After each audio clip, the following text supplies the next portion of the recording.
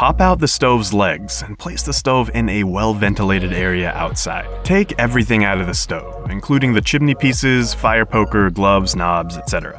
Assemble the stove chimney by interlocking the chimney pieces and fitting them into each other. Press down firmly so that they fit together snugly. Pull out the stove's ashtray and slide open the control vent so that the maximum amount of air can get into the stove.